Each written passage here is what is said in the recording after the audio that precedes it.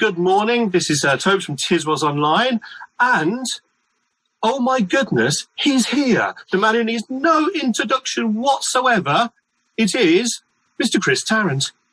Good morning. Good morning. Hello. We're all there. We're all live. It's all working. All the technicals. I must say, you're one of the most disgusting, evil-smelling creature I've ever seen. Yes, you may. What is it? What's what? It's that thing you wear. It's a cut-down horse blanket. Do you know what? Nobody can see what's behind me. Thank God. Nobody can see it. They can only see you. Oh, right, okay. You know, I've no idea how this technology works. I am such a techno... My son calls me techno crack. Do you know, we've got it all working, which is incredible, let's face it. Literally with 10 seconds to go. Thanks, Amy, for covering that. We've got it all working. So, people want to hear about you. So, shall we talk Tiswas? If you want to. All right, why not while we're here? I'll tell you what, let's go back to the start, when we're all young and beautiful, and you were on like ATV Today. I was your earnest reporter. And to be honest, it was probably saved my life, because I really wasn't very good at being a reporter. Well, I was watching the Anne and Nick stream that you did earlier on this week, and you told a story about your parents driving to Oxfordshire to see you. That is actually a true story. My dad, I think, when I got a job for ATV, and I was working on the News magazine program, I think he thought I was a young, busting Trevor McDonald or whatever. And all sorts of people who lived like anywhere near Oxford or closer to Birmingham sort of said, "Oh, he's on the telly now. He's really very news program." So Dad was not proud, but he didn't actually see me. So my dad said to Woodstock, which is just in the old 18th central area, to watch their son on the television, some hard news investigative report. And it happened to be the one night I was doing, this guy was walking from Worcester to Evesham, distance of 13 miles, with 4 live ferrets down his trousers. Well, do you know what? We've actually... What is last time? This is unexpected, Chris, you can't see this because you can't see what's going out, I'm afraid, but we're actually playing that clip without the sound. Oh, you have got it. Whilst you're speaking. And there you go. I can see the ferrets coming out right now. So there you go. Where the ferrets emerge from his trousers, which makes all women scream. Well, he doesn't look too comfortable, let's face it. But my dad thought I was going to be doing some hard news about, Longbridge car factory or something, industrial defence in the Midlands. And I'm doing ferrets coming in and out of the man's truck. And after 2 miles, that one of the ferrets, or 4 of them, he had sort of double pants on, but that's really not enough for hungry ferrets. And I think after a couple of miles, the ferrets actually bit him in his nether region. And of course, once they taste blood, the whole lot was piled in. So he did the last 11 miles in absolute agony, bless him. And his wife was walking along the pavement beside him about 5 yards away, looking horrified. I don't know why she went, because, I don't know, with any children by then, because wouldn't have had any hospital. There was virtually nothing left in his lower... But it wasn't my night. So after real hard-hitting journalism, you then got a call from, what was it, Peter Harris, who was the producer of Tiswas, is that right? Yeah, Peter Harris, bless him. The silver fox. Except he was rather like myself, he had a few strands of blonde hair. He was an amazing man. I mean, he was funny as God. He was very, very cat. But was fashionable cat. He'd come in this sort of ridiculous sweeping Astrakhan cut. You think it's me, darling? Again, yes, Pete. It's definitely you, mate. But he was quite brilliant, very anarchic.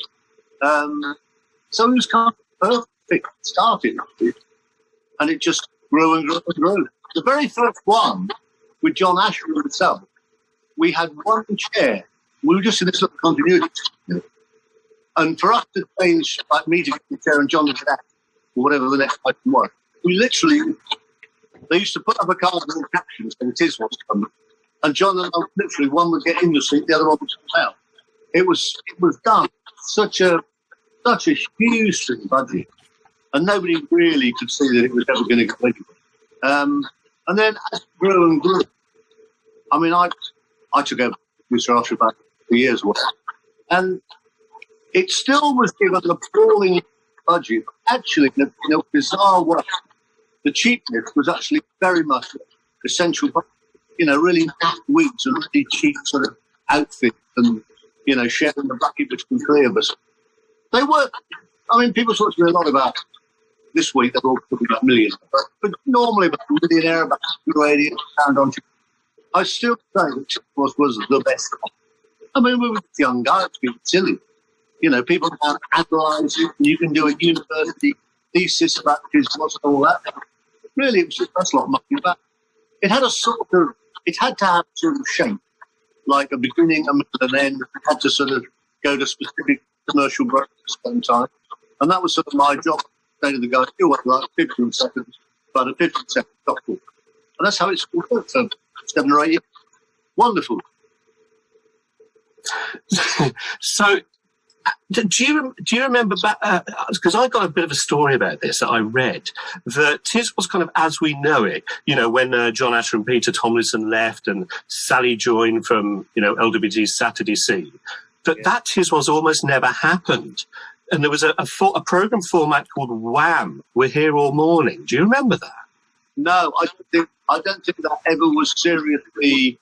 I think what happened. I mean, I wasn't really privy to the silly politics on behind. I think at one point, all the various regions had seen how hugely successful it was in the Midlands, and I think we went to Wales. Most of the country was very much a cult. And I think they were all trying to get their piece together. London Weekend were about the last company to come in because they really wanted to keep hold of this country. Sally did. But none of them got anything like related to Tiswas stock. I do remember a discussion about the programme called Wham!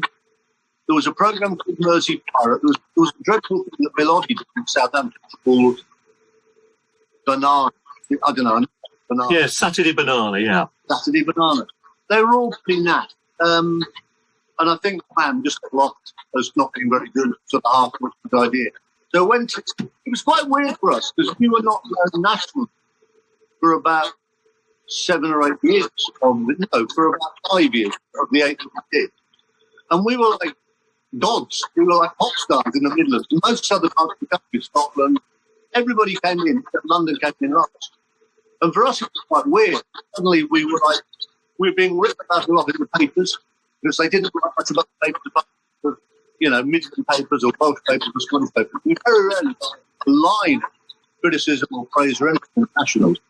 And suddenly I would get back to London and people would point at me on autograph. It was quite a weird time that. And I do remember when we first went to London, we were absolutely flagged by all sorts of journalists and various worthies, child psychologists or whatever.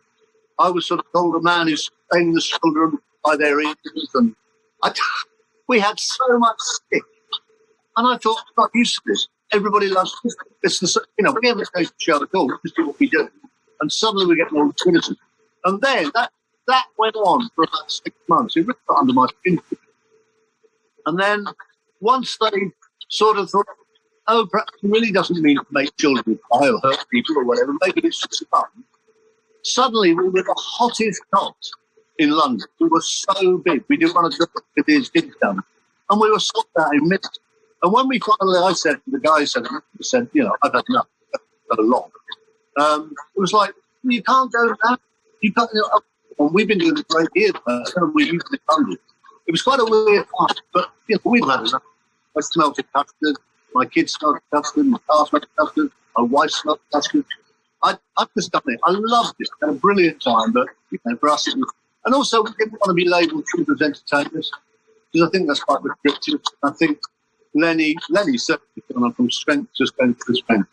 And so Carriages, Gorman, myself, and Lenny all went off to what became OTT, which had OTT got the most enormous rating. I'm so pleased you said the word ratings then. I got such a kicking every Monday morning. Oh, what have I done? But they were good days. we really all liked each other. I was a producer, so I had to sort of rein them in. But they were just all mates. We really looked out for each other. People like Carson joined us. It was a real catch. And when we did the Bucketeer show, which is where I met the ridiculous Matthew Butler, because you're probably embarrassed, it was just brilliant. The stage show was just amazing. We just trashed the theatres with buckets, fire hoses, and people paid to have their clothes through. Well, Matt actually wanted me to ask you, why did you, I think I know the answer to this, but why is it you chose him? We were doing a long day of audition with kids. In fact, I think we've done about 3 days. It was quite unsuccessful. They nearly all young kids dancing, which is usually not very good, like 6-year-olds in whirly outfits and tassels. None of them were very good. Matthew appeared in this ridiculous, bear in mind he was only 4, the ears of the rabbit suit were actually taller than him. And he had a giant carrot, which was also taller than him. And then he sang Art Garfunkel's classic Right Up. I think it was probably the worst version I've ever heard. It was just shocking. A note in his little head. And it was so entertaining at the end of a long day of fairly boring audition. I went, we've got to do it because he's so bad. We've got to have him. No, we actually brought it, get him on Tiswas. He actually made a record on it. I seem to remember CBS released a record on it. It was like, now he's in a studio with all the help from producers and sound with him. If anything, it's actually worse. He was just shocking. And then I remember we did one of the Bucketeer gigs. I think we were at Country Belgrade Theatre. And we brought him on. It was saying, ladies and gentlemen, will you please welcome Rod Stewart? The audience went berserk for this little, and they all sang along as badly as him. Bright eyes, burning like fire.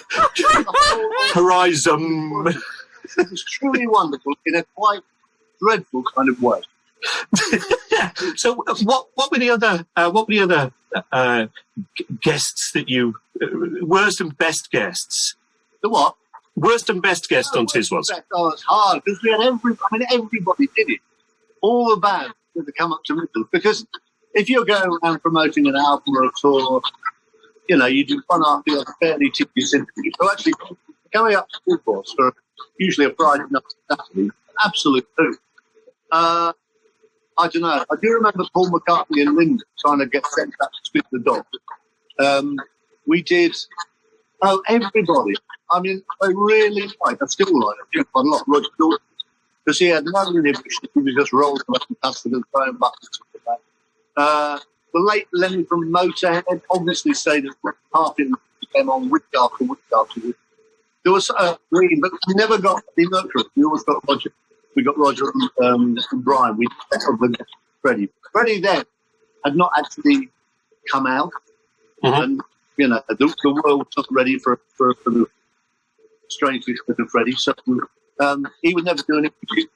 But one or two of them, Jeff Lynne would never do an interview. Had a yellow on with Bev Bevan. You never got to get to him because Jeff had a strong Brumley accent. So he said, I saw him once. I'm doing. I said, oh, he was talking about it. I said, Jeff, why didn't you come on? He went, because I'm supposed to be some kind of brewery and I sound like a tico when I talk. Actually, Jeff, you're right. We don't want you. Lovely, very funny man. He still talks about that now. He's living in Los Angeles for 20 years. All sorts of people. Madness the Great. John Peel. Oh, so many people over the years. Legendary people. Very few of the bands. I mean, all the main bands of the day came on Elton John. There's very few didn't appear on TV. So who was the band? There's a couple of rumours, different band names, but who was the band that one Saturday morning was smoking something they shouldn't be in a cage? I can't tell you that. I'm going to remain silent, but it was actually Rick Parker. Fantastic. Of course it was Rick Parker. Of course it was. Children's programme. I've got a question here in the Twitch chat, because it's a live chat thing going on as well, that people are firing loads of things. I have a live cup of coffee then. You have a live cup of coffee, you 100% legend. When's Chris writing his autobiography? Present for my son, eh? When's Chris writing his autobiography? Oh, I don't know. There's too many too many murky periods of my life. I do get up with ridiculous sums of money to write it. I'm starting doing one. It's probably taking a lot of consumer, although this lockdown don't help.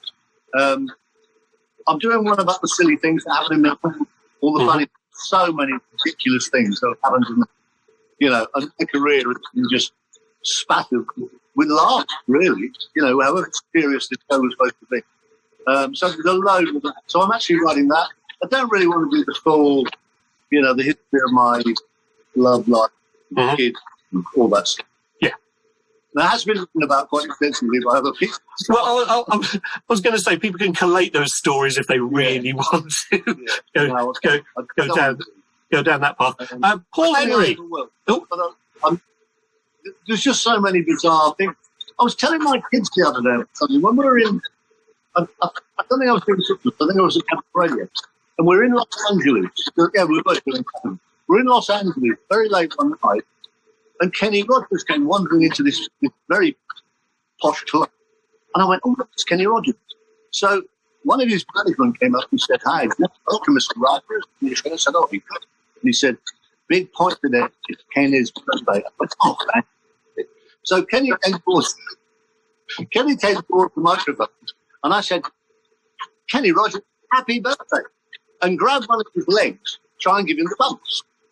And these enormous bouncers, I started beating me up. I was going, I still know, but I don't think America does the bumps. The man grabbing Kenny Rogers' legs.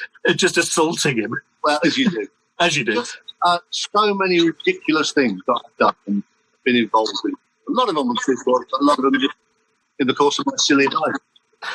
Paul Henry, good old Benny from Crossroads. Paul Henry.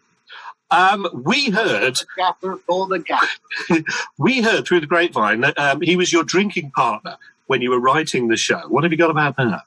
No, Frank Castle was my drinking partner when I was writing. That was a Friday night club down in Gary Hill, the club in Birmingham.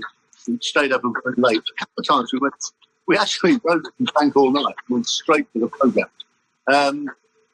But Paul I did go out with him quite a lot in the week.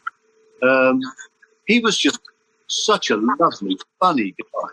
But because he played, most people with me, like, guys behind the bar or young people in the bar, hello, Christian, right, mate?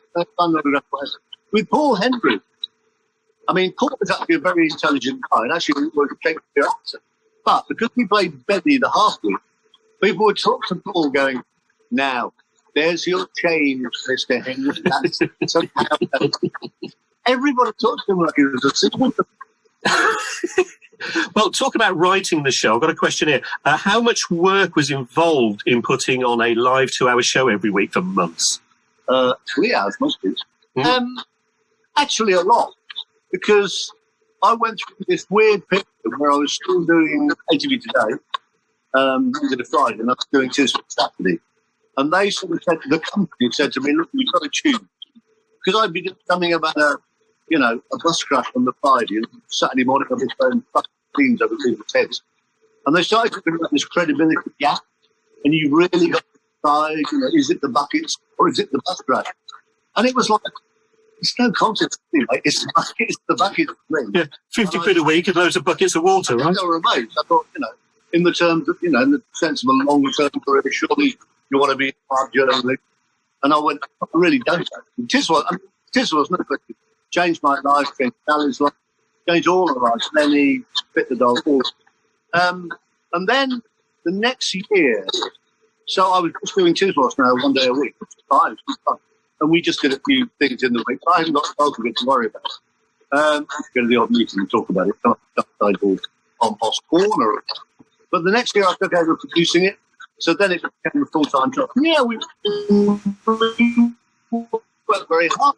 It may not have looked like it, but we wrote sketches, we had dark artists. We were always looking for new characters, Snillo and Cough the Cat and all these dark things we tried. The thing about Tiswas, you could try something, think, that doesn't work, that's rubbish, never do it again. Or you do a dark idea. I had this idea about, I was watching Cracker Jack, where everybody used to shout Cracker Jack for no reason whatsoever. And I just had this idea, wouldn't it be great to do a spook gardening program where everybody shouted out what the name of the program was. So That's how Compost Corner. Compost Corner! Exactly. That's how that came about. And that was a one-off idea I gave to Lenny with his Bellamy thing and me and whatever. Just saying Compost Corner. Compost Corner! Compost Corner! And it became... I mean, I think we ran Compost Corner. Compost Corner! for about the next 6 years. And I got someone a Compost Corner t-shirt. Compost Corner! I even did the Compost Corner Compost Corner! song on the Bucketeers album. Yeah, how did the Four Bucketeers come up? I had probably in a pub, wrote it on the back of a beer mat, did it once, and we couldn't get rid of it. How did the Four... Chris just came in one morning with Frank Carter, and he made me laugh so this dog sort of behind me. I said, "You want to come in too?" Yeah, it'd be great. Oh, we're in Liverpool. And he came down, he was then again, he was one off. It was a fixture for the next 6 years of my life.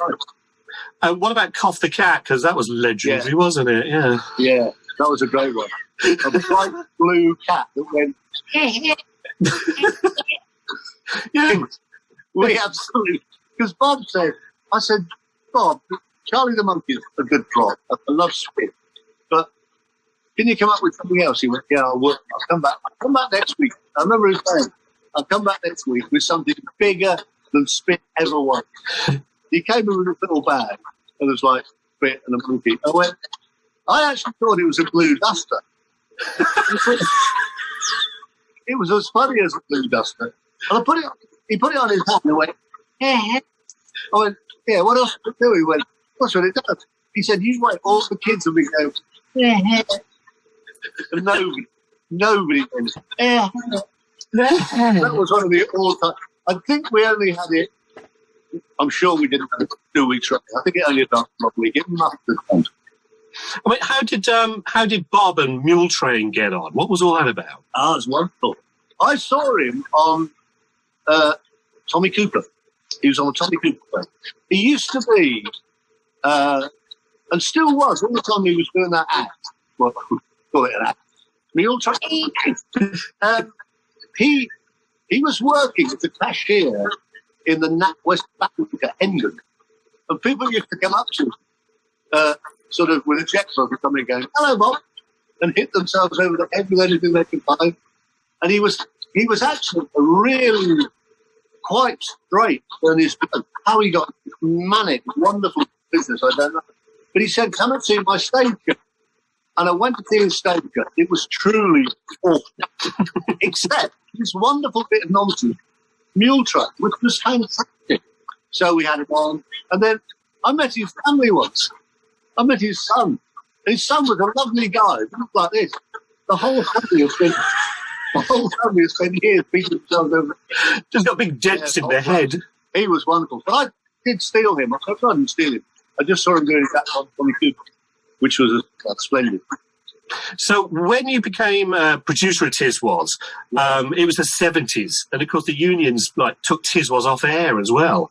Yeah, everything came up. There was also every week, even things like filling a bucket of water and stuff, we had to go through a great court of inquiry about why I was in the bucket, not Boxman. It was a real thing.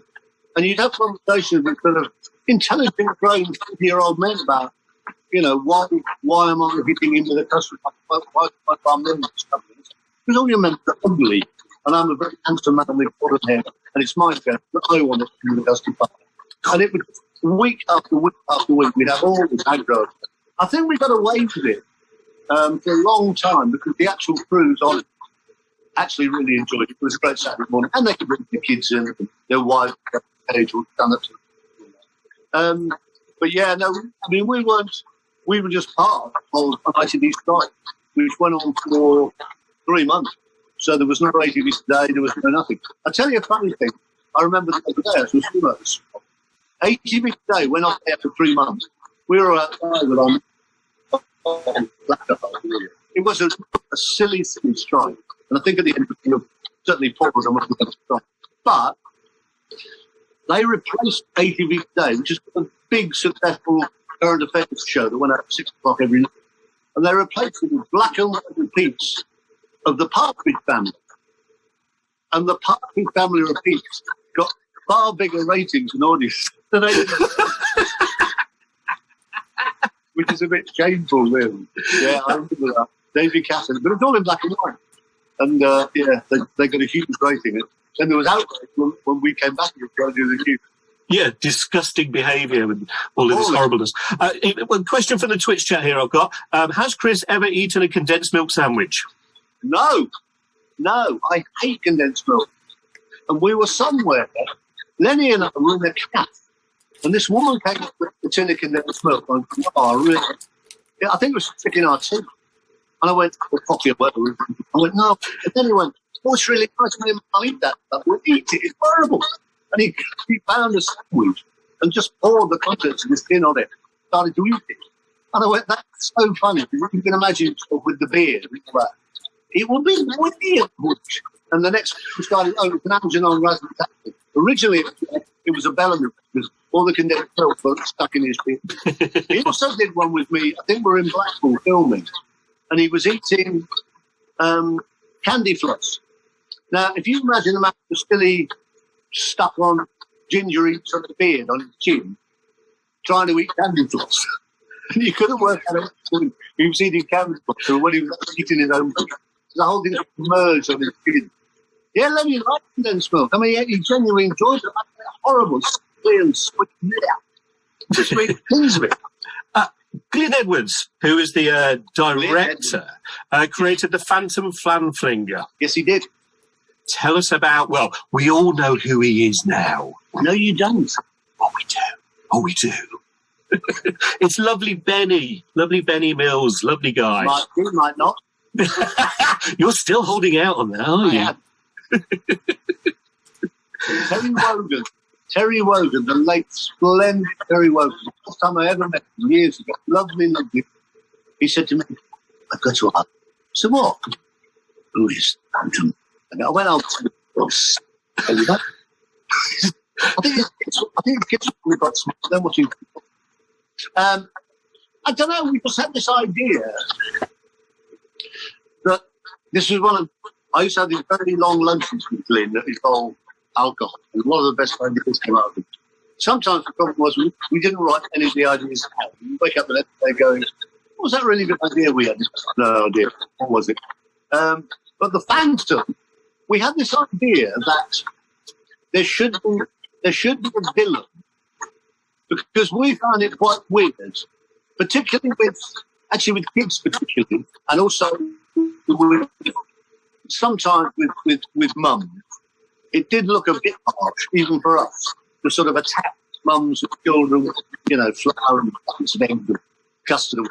So we said, we really need a bad person, a botter, who can actually do this. And then we said, it's got to be a man in black. Yeah. So then it became, that's right. We then came up with the word flanflinger, which was quite difficult to say because you've read that about hip-hop and Hawaii. And then I'm pretty sure Vince went, let's call him the Phantom Flan. Good idea.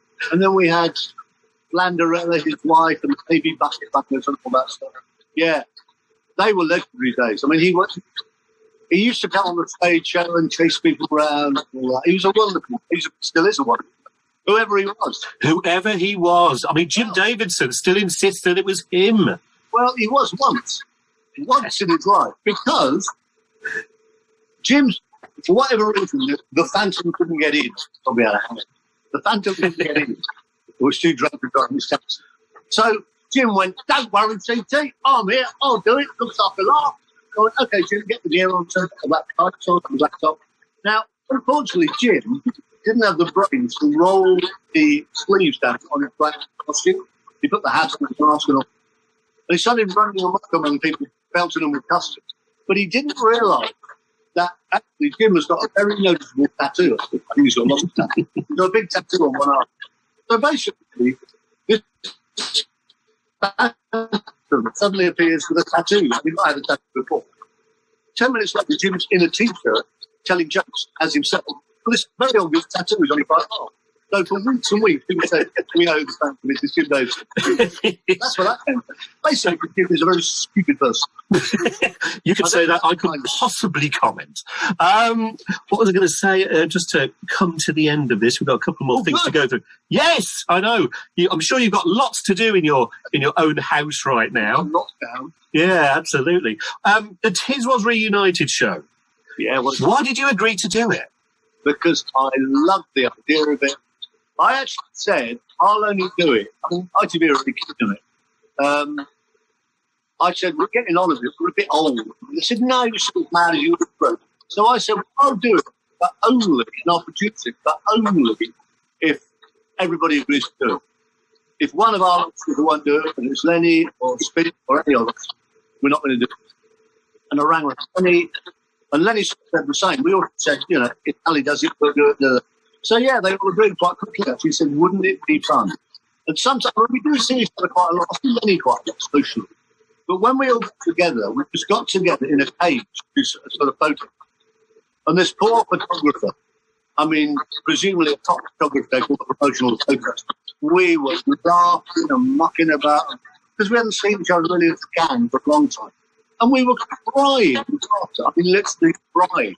This photographer, and they all stand still and go, and it was the funniest, longest photograph ever. And I thought, oh, if we're that just amongst ourselves, surely we could be quite funny and intelligent. So we just did the show, and I loved it. Because I was still very much just a stupid guy millionaire, but it was the best fun. We kept having all these emails and texts and some guys like yourself going, when's it on? And then you get someone who go, only 2 more sleeps and all this. The noise in that studio that night doing that recording.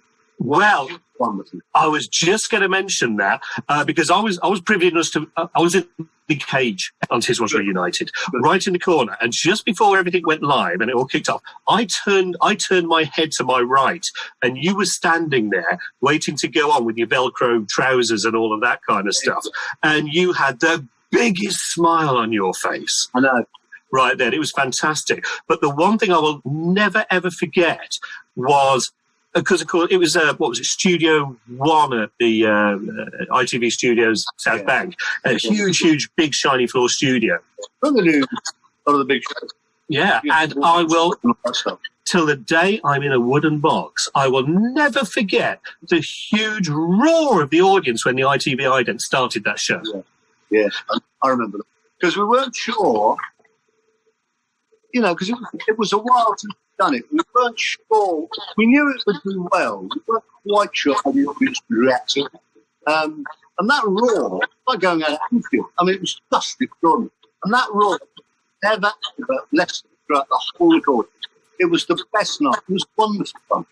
It was very, very loud. I mean, did you feel at that moment, that Tiswas was still a very special thing? Yeah, but it's a one-off thing. Somebody said, oh, you're going to come back on Saturday morning. Went down, really not. It was a wonderful, evocative night. And I said then, we'll do it again another 25 years. I'll be 107, but it'll be all right. You'll be all right.